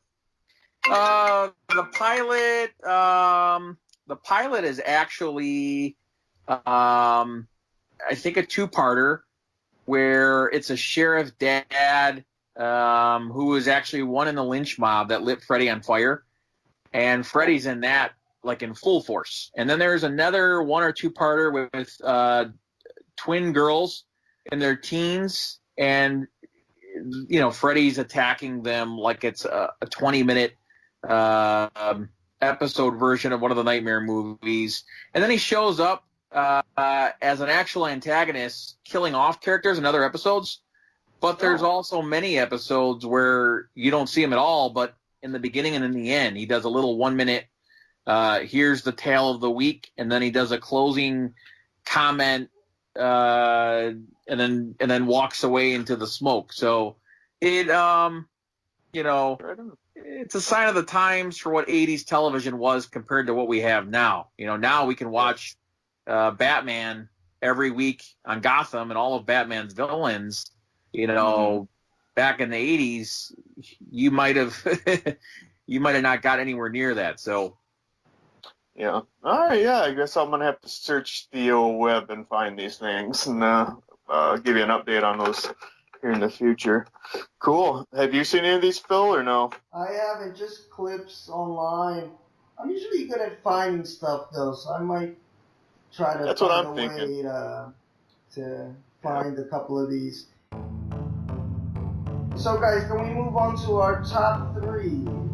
Let's do it. Let's shoot. Go ahead, Justin. Top 3 for me is gonna be the old New Nightmare. Like I said previously, I liked Freddy's back. He's scarier than ever. He's, he just looks like he's a demon. He's pissed off. Hold on, sorry about that. And I liked how Wes Craven came back. Kind of brought it back. The creepiness was there. I liked the nice kill in the hospital. Like the little wink they had in the original. Justin, that phone rang, and I don't know why. I kept thinking of Freddy's tongue coming through the phone. I'm like, I thought the same thing. It creeped me out. I'm like, oh, I don't know why. Talking about nightmare movies, and I'm like, oh boy. Okay, go ahead. Proceed. Yeah. I'm still alive at the moment, or at least for tonight. At least for tonight. Wait till you go to sleep. Yeah. Wait till you go to sleep tonight. I dug it. I like the whole, I really dug that whole hospital kill where they got the babysitter, dragging her all up on the wall and made him real evil. And, I just thought it was cool. Obviously, my top bottoms ones here are, all got something to do with Craven. So, that's my number 3. Not really much more to say about it, really. I just felt good to see Freddy, come back, and it was just, it did seem new and different, but I really dug that, so number 3 was my New Nightmare. Yeah, it's good we have these podcasts for a reason. This is a perfect example. That's Justin's number 3, and I think it was like my number 7, I believe. So, right. Something like that. So, you do get some major contrast in these. My number 3 is Nightmare 4. The Dream Master. You have to understand, this was the peak of the franchise's popularity. I think Freddy might be at his freshest. And this actually, the popularity, this did 49.4 million, I think, domestically at the time, is well over 100 million by today's standards. So you could equivocate it as the same type of box office gross we have right now with Halloween. This was the type of media blitz Freddy got, and it's the reason why Freddy's Nightmares was made. But more so, you look at the the opening way he got brought back. I mean, I thought there were so many clever kills in this. Kincaid running through that giant junkyard maze, and then prior, you see Freddy return where he picks up his hat off the dirt, and you see his shadow. So stylish. He pulls Joey into that sinkhole waterbed, and you see all the blood. There was so much energy with Robert Englund's performance here.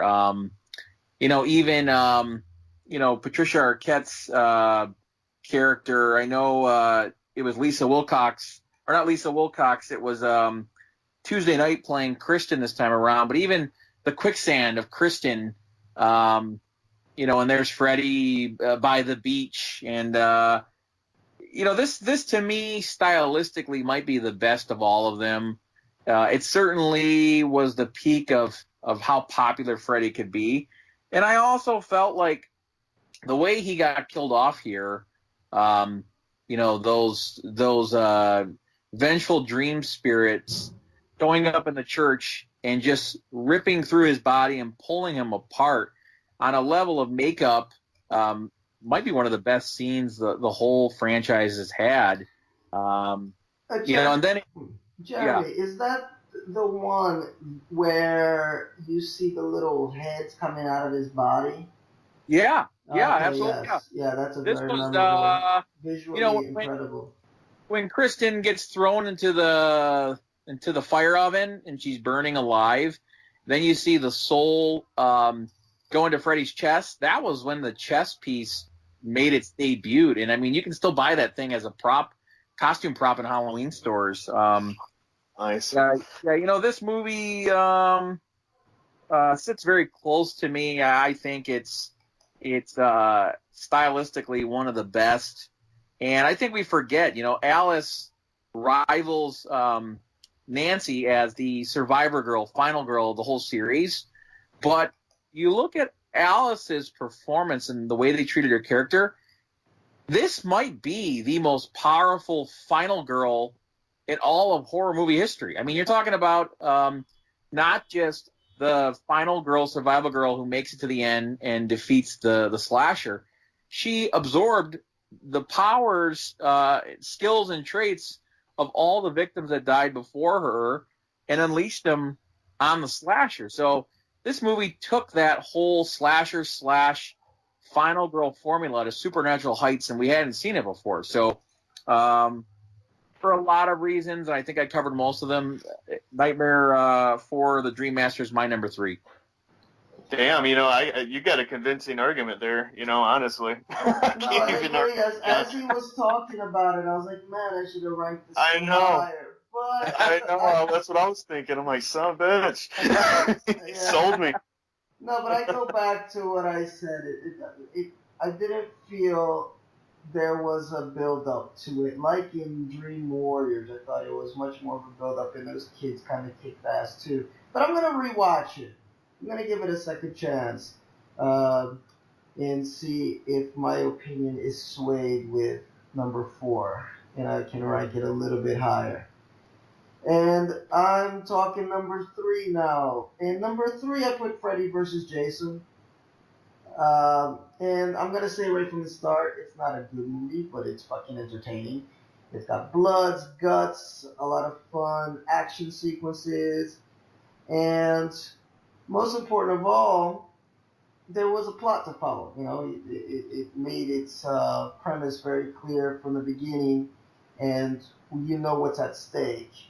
So, we talked a lot about it, guys, on the Friday the 13th podcast, so you can go over there and listen to a few of our thoughts about it from the Jason perspective. But speaking from the Freddy perspective, I liked how they brought him to the 2000s, makeup-wise, culturally wise, with his one-liners.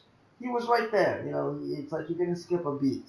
And that could have been the biggest concern because like Jeremy said at the start, there's nobody else really who can play Freddy. other than Mr. No. Robert.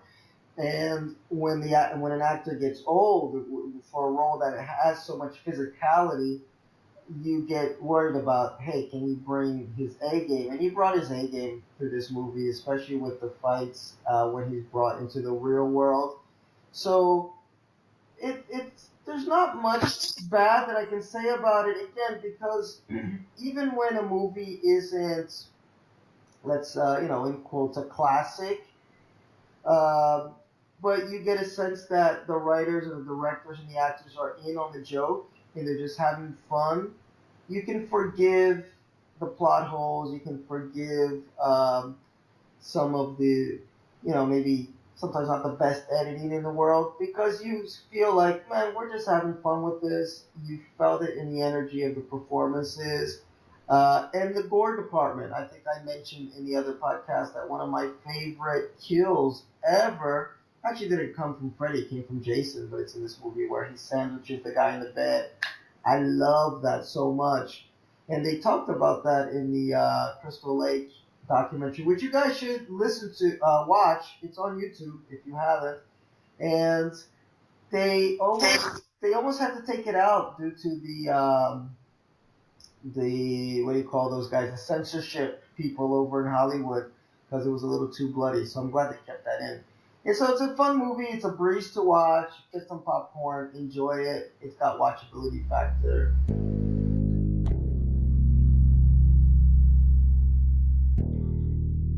Are we ready to go to our top two, guys? Top two? Top two, and I think we're gonna fight Jeremy on this one, Justin. I think your top two might be my top two. Well, we'll see. My number two is, it's Dream Warriors Part 3. Oh, okay. I believe, I think this is actually the actual sequel to the original, for Nancy growing up, becoming a psychiatrist. Wes Craven's back, and the script shows, he helped do the script, I believe. He wrote the script, right? Yep. And you feel it, you feel, like this is, to me, was the true sequel, the actual sequel to Part 1. And, it gave us the incredible performance, I think, from, Patricia Arquette. Showed, how much work she had there. She's a great actress. Lawrence Fishburne was actually on this film. Yep. And, I enjoyed the kills. I thought the kills were great. It's primetime pitch to the kid being, like a puppeteer to Krueger right out the window, like using his veins, I believe. And, the girl, it was an ex-heroin addict shooting the needles in her arms. He's got a one-liner for every one of these kills. And I loved it. I really enjoyed this one. And like you guys were saying earlier, Phil, the kids are fighting back. And it was a lot of fun. And that's where I go with it. As my number two is just Dream Warriors Part 3. Yeah, I second Justin on that, and I love Dream Warriors so much that I tell people this. Clearly it's a continuity of the first movie. Heather Langenkamp was superb. Older, wiser, more of a mentor this time around. John Saxon returns as her dad. This had so much going for it. I mean, we talk so much about these slasher movies being cautions for teens not to have sex. This one was kind of a commentary on the drug plague that was going on with teens. And, you look at the era of the early to mid-'80s, you had Grandmaster Flash's White Lines and the whole cocaine epidemic. And this movie, I think, really touched on that and reflected it back on audiences. So in terms of who made the film, having Wes back on the script was obviously a huge bump up. People forget Frank Darabont actually was a co-writer on this script. Frank Darabont did Shawshank Redemption and The Green Mile. So another name who really didn't do too much after is Bruce Wagner. Wagner did the movie Maps to the Stars of 2014. Lynchian sort of Hollywood sin movie. So But in terms of the narrative on this, I mean, you had some of the coolest kills. Freddy playing the puppeteer, Freddy coming through the TV. All of the special effects were great. And really, this kind of was the rise to Freddy's popularity that peaked at Part 4. But I remember this movie came out, and then you had the Nintendo Freddy game come out. Yep. And that's when you start seeing posters and figures. The Freddy's giant snake head, Oh, yeah. I mean, it's an animatronic, but might be one of the coolest things these movies have ever seen. So, and then the way they kill him off, the holy water on his bones, that was one of the wittiest, most legit ways to kill him off any of these movies I've ever seen. So, like I said, at any given day, it depends on what my mood is. Yep. I prefer Freddy in a more fantastical fashion. Nightmare 3 would be my number 1. But again, if I prefer Freddy in the more darker, grittier, setting, I would go with Nightmare 1. So, I agree with you on that. Yeah. I'm going to just defend a little movie called Wes Craven's New Nightmare before we get to number 1. I actually put that at number 2. And so what I did is I binge watched all these movies about a year ago for a blog post. So after watching the series kind of slowly implode on itself, it was really cool to have a totally fresh feel, which is what I think Wes Craven did, going back to the series and trying to give us a totally different view of this whole franchise and this character. It's actually, in a way, a prototype of what eventually Scream would become, because it's set in the real world where all these characters are kind of commenting on the fictional world of the horror genre, more specifically Nightmare on Elm Street. And I just thought it was ingenious, guys. The way that he was able to blend reality with fantasy. I think it was Jeremy that said that this movie is not really part of the series as far as continuity-wise. But then I was like, well, that's questionable, because in a way it is. It's like he blended it so well. In my review here, I said that it's like a poor man's David Lynch movie in this way, where you don't know where reality starts, where fantasy begins, because as he's writing this new story, the Demon Freddy I read it as it's supposed to be the Demon Freddy that's actually from the Freddy movies that somehow came into the real world. It's all over the place, but he managed to tie it all together, which I thought was awesome. And Justin had mentioned how demonic he was, and as a fan of the original, where Freddy is fucking scary as fuck, it's no one-liners, he barely talks in the first one, he's just like this freaky, scary dude. This movie just went back to its roots, so I think that's definitely Wes Craven, like, telling the last, 4 or 5 movies prior, hey, I like the one-liners, but Freddy's not a comedian. He's this, really evil entity that, that's not playing around. So he brought that aspect back, and I thought England did a great job at just coming at it, like, rough and raw. And, even with the little kid, he's not playing any games. He's extremely intense. So I put it up that high for that reason. I was watching it. I didn't even know this movie existed until I was doing this, just the binge watching, and I thought it was so creative and so different, and it held up. I mean, I watched it a year ago. This movie came out in '94, and I said, man, they could release this tomorrow, and I think maybe tweak a few things. The ending I thought was a little weak, where it just went 100% into Freddy's world. But for the most part, there's not much I can really say bad about this movie. I thought it was really cool. Cool idea. I think Phil gives a spot-on review and does this movie justice if you're looking at them objectively as a critic.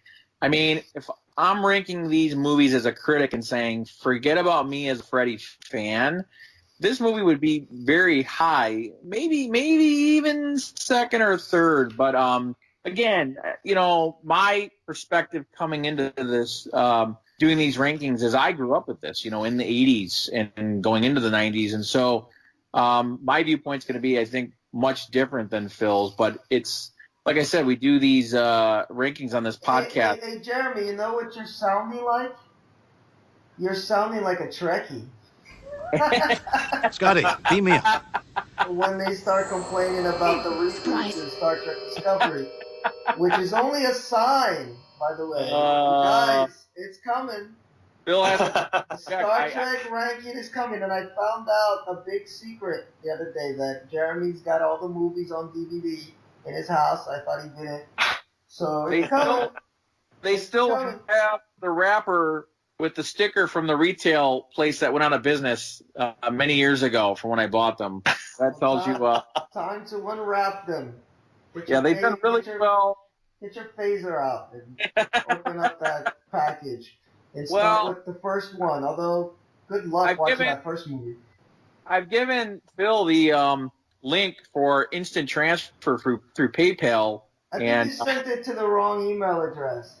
I put my price on what it's going to take for me to put the labor of 20-something hours to watch these movies. So I'm just waiting for him to respond, listeners. And once that happens, I'll let you know for sure. I think either I didn't receive it. You might have sent it to the wrong email address, or I might have forwarded it over to Justin.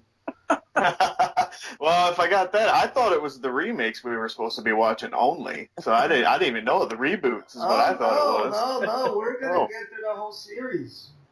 I only know of the reboots. I don't know. I remember watching the first one and falling asleep a lot, but Yes, the first one, I will forgive anybody that puts that as their last, because it's a tough one to watch, even if you're a Star Trek fan. But it's a cool movie.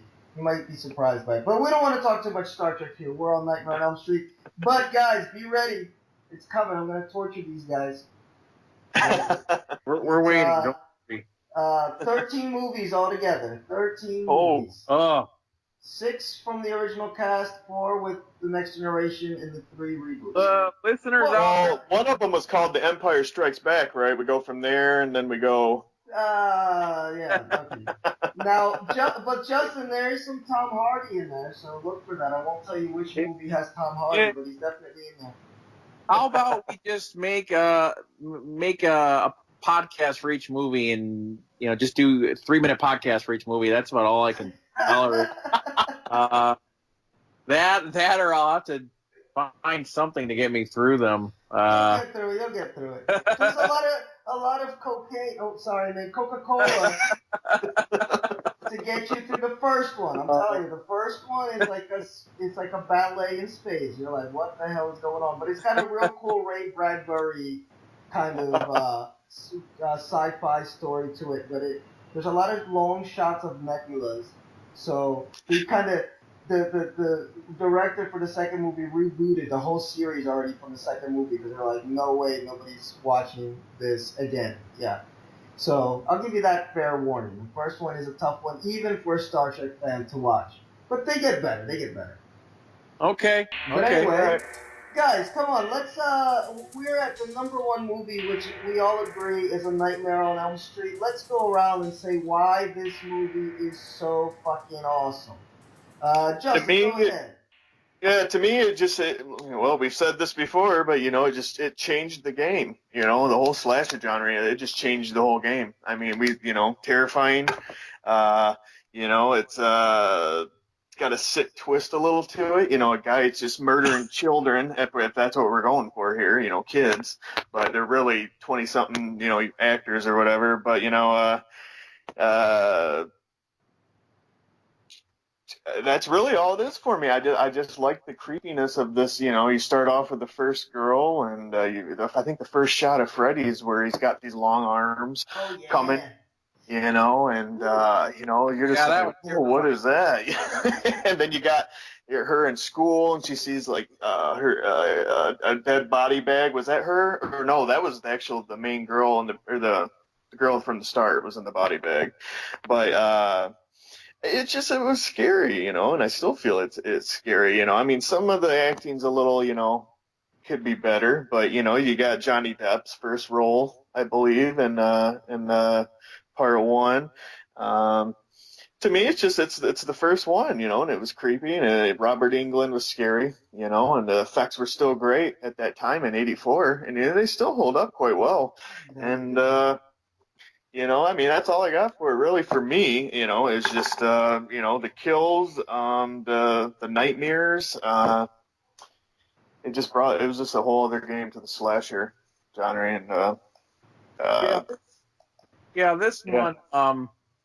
I said it at the beginning, before Nightmare on Elm Street, you mostly, if not always, just had the slasher like Michael Myers, Jason, Leatherface, even trailing back to Norman Bates, the human, resilient boogeyman. And then, we saw a little bit more tolerance of how much punishment they could take. But Freddy was really the full launch of the slasher genre into supernatural territory. And, it not only did it kind of say, hey, Johnny Depp, here's this guy that exists. It made it clear for Robert Englund. It again is reason why the horror hero boogeyman genre then went into, Hellraiser and Candyman and Leprechaun and Shocker, all these supernatural slasher flicks. So, I think we also probably haven't even mentioned it. Charles Bernstein did the score in this movie, which kind of set the blueprint for the trademark score. And that thing is scary in itself. Absolutely. And you look at it on a semi-autobiographical level. I mean, Wes Craven made this movie from a lot of experiences he actually had, and it was make or break for him. I mean, you had him with stuff like Last House on the Left and Hills Have Eyes. Those are, by today's standards, very gritty, raw, well-made horror movies, but they don't tap into the mainstream enough to get somebody like Craven the recognition he now holds and the legacy he has. Nightmare did that for him. So, for me, in short, on a level of what it pioneered, what it innovated, how it still holds up today, it's still terrifying now as it was many years ago when I watched it. The Freddy, Robert Englund was able to show off how good of an actor he was for this and the charisma he had. He did a lot more in the later movies, but I think it all works too because of how good he was. So, we touch on so many of these slasher movies were basically saying don't have sex. Well, Nightmare on Elm Street was maybe the first to say, okay, go check with your parents, see what skeletons they have in their closet. Why are we facing the wrath of them, So, and then you look at the message in the end. How does Nancy, the survivor girl, beat him? She says she's no longer afraid. She conquers fear. And fear itself was what allowed Freddy to take on all those friends of hers. So this movie is going to live on for a very long time and historically hold its place among one of the greats. So that's what I have to say. No, I totally agree with you. The first thing that stood out to me when I watched the movie for the first time is how very fresh it looked. The cinematography is very crisp. The plot moves along very, at a really good pace. And but it's very urgent. Like there's an urgency to this movie that comes at you hard right from the beginning. And of course, Freddy Krueger, who I believe is still called Fred in this movie, he's really not the campy pop culture icon that everybody knows. So if you're watching it for the first time, which in my case I was a little shocked that he had some real terror. He's creeping up from the shadows. And they still don't have like the mega creative kills, but they're just as effective and really brutal. And one scene in the movie that you can't not mention is, I believe it's Tina that gets killed From the in, ceiling. or no, Yeah. her boyfriend. Is it her boyfriend that gets killed in the bed? Which one is it? That's That, Tina. Tina, gets- yeah. Yeah. Yes, and you know what I liked about the movie? Obviously, they were they were probably on some budget restrictions, so they had to be a little bit creative with the kills. They didn't have the kill in Freddy's World. Actually, I don't think many of the kills in this movie are ever shown in Freddy's Nightmare World. But it's more effective in a way when we're seeing it in the real world. So when she's being thrown across the room, kind of like Exorcist style, Yeah. man, that stayed with me for a couple of days, you know? And the blood is coming from everywhere, and she's up in the ceiling. So it added this element of horror and suspense that, for me, still holds up. I mean, you play Absolutely. that scene, you put that scene in any modern horror movie, and it will freak the shit out of you. And obviously, didn't scare me as much as it did as I was a child, but it scared me enough to where I was a little weary of closing my eyes, at night after I was done watching this movie. So that just shows you the impact that this movie has. It's not really playing for the jump scares every other scene.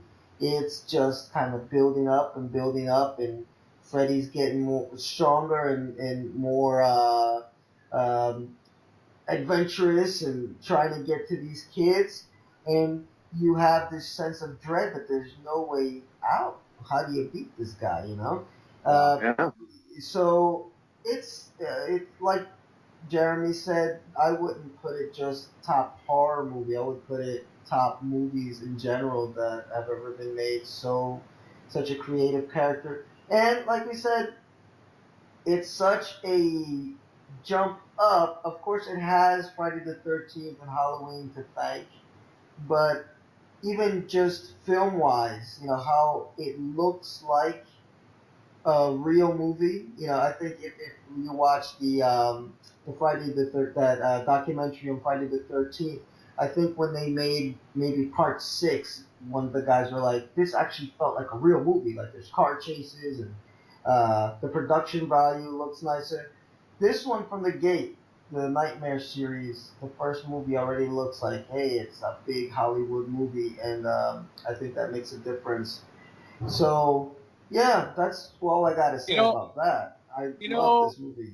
And a lot of people might not have picked it up, but Robert Shea, one of the key producers for these movies, Lynn Shay, who you guys probably know as the badass old lady in the Insidious movies. Yep. She, I think, is his daughter. She was in Nightmare 1, and she's the chick in the hallway.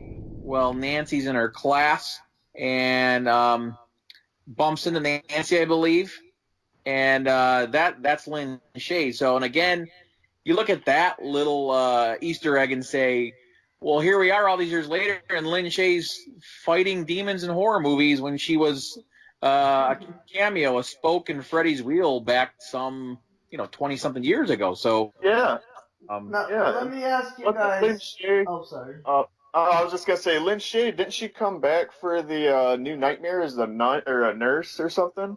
I believe she reappeared. Like they brought her back, like a little week into the original. Just a little trivia there, I think. I think she was actually, yeah. I don't think she played the same character. But No, but she was like she was the nurse at the hospital, and I think in the original she was the teacher. Yeah.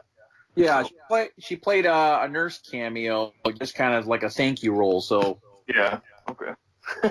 Now let me ask you guys something, because the end of the movie. Now, what do you guys think about that? Because it was supposed to have ended very much in Freddy's beaten, it's over, but obviously the producers are like, we got to leave it open ended for a sequel. What do you guys think of the end of the movie? Should it have ended just with a nice ending, and then they could have figured out some other way to, continue on afterwards, or do you like that little coda at the end with her driving away? Me personally, I like the unsettling end where, there is no peace, there is no confirmation that everything's okay, because, ultimately this initiated as a boogeyman who could kill you in your sleep. And I don't know if it's smart to put finality on something like that. You put finality, it makes it less scary. You leave the door open, it lingers on into the stream of conscious that do we ever really know when we're awake or asleep with somebody like this attacking us, and where's there a dead end, or where does the road end? So for me, I liked it. Yeah, I'd have to agree with you. I liked it as well. It gives you just that, that feeling when it was over. You're just like, that intense, like, oh my God, it's not over. Like Nancy never, her nightmare's not over, and and it just keeps going. I agree with it. I thought it was great. It was cool how they pulled the mom even in through the window. I believe Wes Craven had an issue with that with Robert Shea. Like they both were disagreeing on that one, and I liked it. I dug it. I dug it. I dug it, and it opened up for more sequels because there's no ending to this. And I dug it. I was all for it. Still am. I think it was the right choice for sure. No, I liked it too. I liked it. It's just that I from watching the documentary, I saw that Wes really didn't like that at all, and you get a sense that he's a little angered by where the series went. I don't know. Absolutely. Yeah, he was. I think that's where his new nightmare came in. Did he not say? Yeah, in the documentary, he said he watched them all, and he was going to make that next one, and he's like, I can't go nowhere with these things. Like you said earlier, I have good one-liners, but I can't do nothing with this, what you guys have created, But it's, I think the creators of these very important figures, even look at comic books, Batman was created some 7+ decades ago. Did they ever think he'd become what he's become now? And touching on different types of worlds and story arcs. So I think ultimately, even though Wes, didn't like where the series went, I think the fans won. Maybe personally, but the fans won. Mm-hmm. Yeah, these characters have to adapt to the times, and every movie. What I appreciate about this series is how every movie does show a different aspect of Freddy Krueger. So you're never getting the same Freddy Krueger. And one thing we failed to mention that I think is so important about Freddy Krueger, we should have mentioned right at the beginning, what differentiates him is the fact that he talks. Because a lot of these horror movies, going all the way back to Psycho and all, absolutely, these are silent killers. And the fact that Freddy, not only did he talked a lot. and the Joker, and that really differentiates him from anybody else. I can't think of too many. Oh, maybe Chucky. Chucky had a lot of good one-liners, right? And maybe the Leprechaun. Oh yeah. I can't even remember. I don't even remember the Leprechauns, to be honest with you. I don't. That's what I was thinking. Because I know Jeremy had mentioned Leprechaun in Space. I was like, what? And then I went and Googled it. I was like, oh, we did do a Leprechaun in Space. So I got to go back and watch these. I know the girl from Friends was in one of them, right? I think that's the one I've seen. Yeah, Jennifer Aniston. Jennifer Aniston was in the first one. Leprechaun, though, once it hit Leprechaun in Space, and then Leprechaun in the Hood and Leprechaun in the Hood, or Back in the Hood, I think it was. I was like, went back? Who goes back to the Hood? I was like, this has become an SNL parody. It got really bad. I mean, it got really bad. Now, let me ask you guys, if by some miracle we do have another Nightmare on Elm Street movie, what direction would you guys prefer to take? Would you like it to do like Halloween just did and go back to that visceral, evil, no joking around Freddy? Or do you want it to have a little bit more of the camp side that we get from number 3 and number 4? What would be the best direction you think, and even to capture a new audience, obviously, a lot of young kids that maybe have never seen these movies? Yeah, if I was gonna make a Nightmare on Elm Street movie now, I would actually tackle the opioid crisis and painkiller addiction and all these addictions we have going on, and find a way to infuse how that ties into sleepwalking or sleep issues, and go with it that way. In terms of how you deliver it, I would try to find a middle ground the way Halloween of 2018 did. Give us the darker, scarier Freddy, but also don't lose the charismatic, have fun one-liner Freddy. It depends. I mean, Robert Englund is so old. Does he go the Expendables route as this is Freddy's swan song? Or do we tap into the mythos where Robert Englund's Freddy is now giving up the reins to a new Freddy? So there's multiple directions you could go, but that would be the pot I'd stew in first. I would just go with this. I'd go half and half, kind of like what Jeremy's just saying there. Definitely the opiate addiction, maybe go that route a little bit. People on the heroin or the painkillers nodding out all the time. Giving him, having that.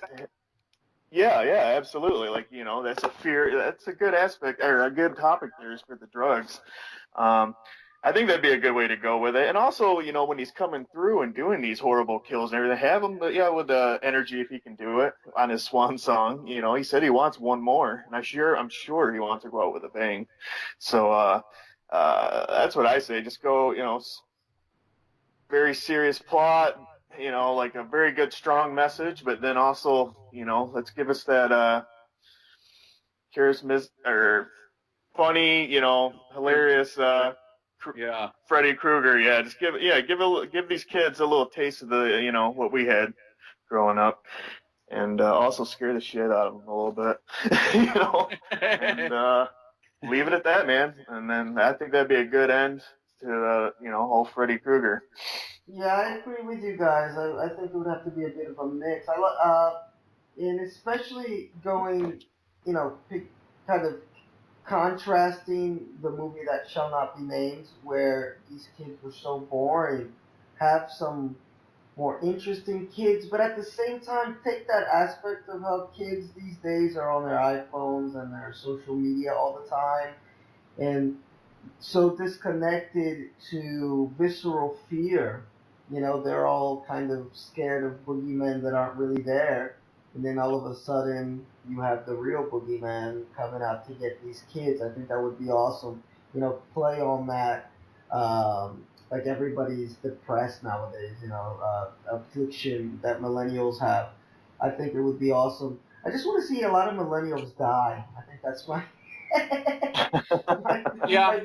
my main plot device would be that, or just give them like a jolt of life. So, like, we want that Freddy from the '80s that had the one-liners, but he's got to be really scary, like Part One. Yeah. And Wes Craven's New Nightmare Freddy. So, be good to have one that combines both of those. Because one thing that I guess I didn't like as much, but I appreciated within the context of the movie, Freddy versus Jason, is that he's very campy in that one. He doesn't really go for the scares. He's just having a good old time, laughing it up.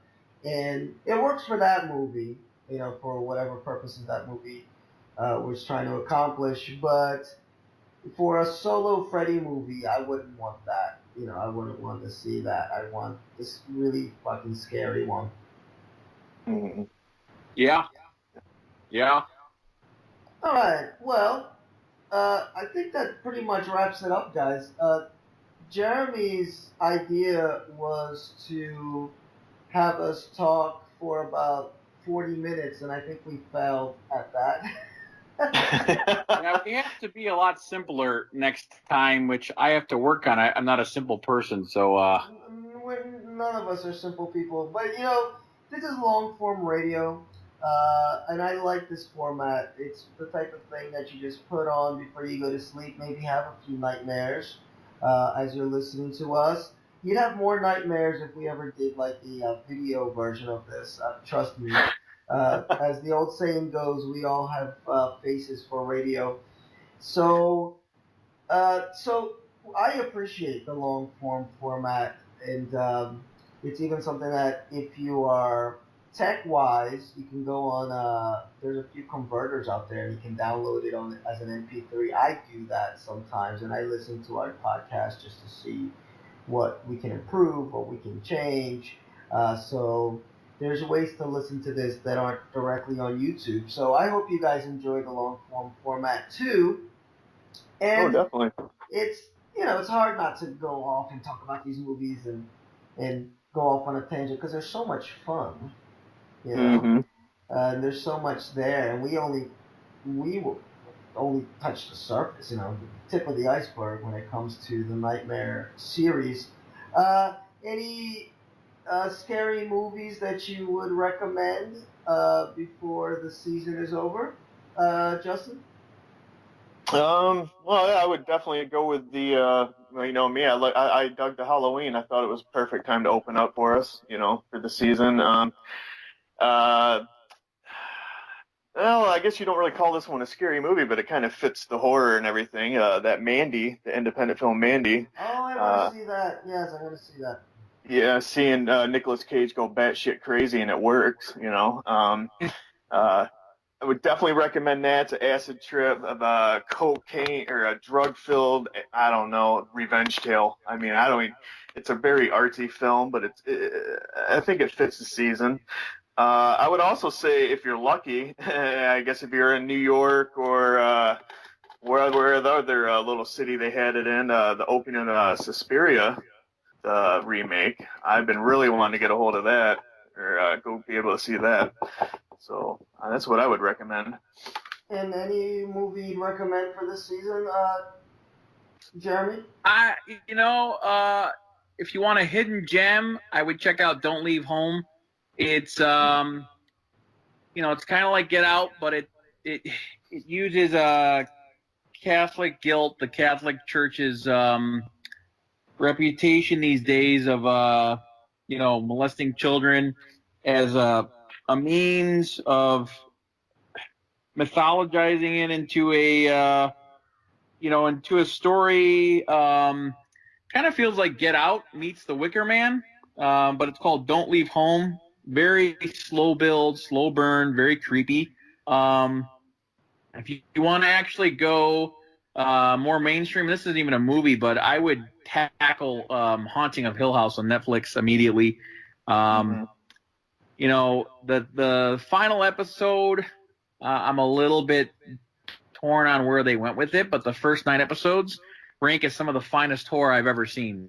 Mike Flanagan is the helmer for this, and he did Oculus and Gerald's Game from last year. He's amazing. So that would be my recommendation, on the streaming side.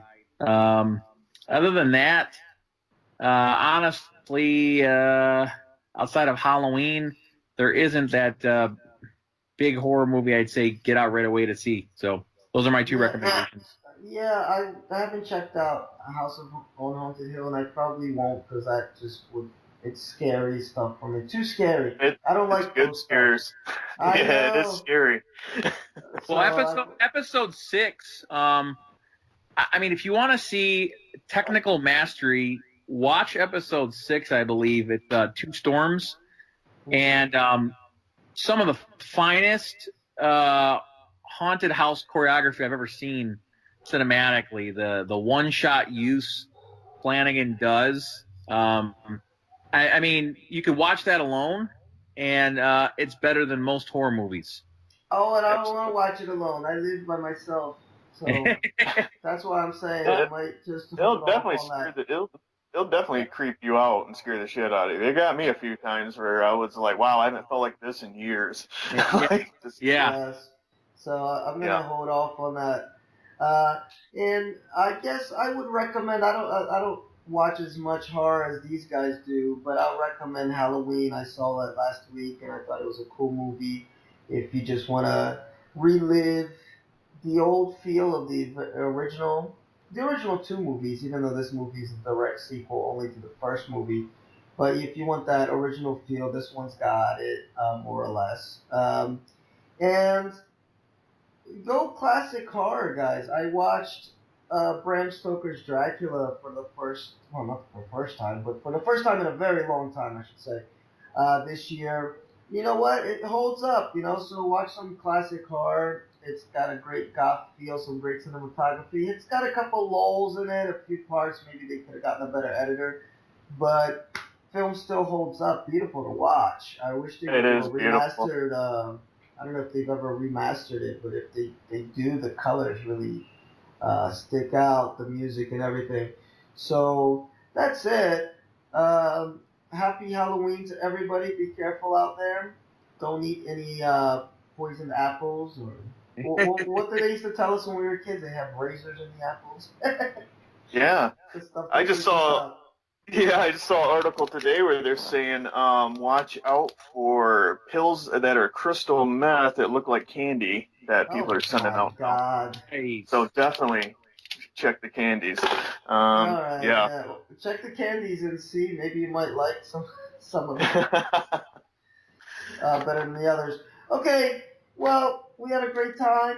We'll be back again soon, and I think we might have another special guest coming to talk to us about some of the movies and series that we've seen in October that really got us going.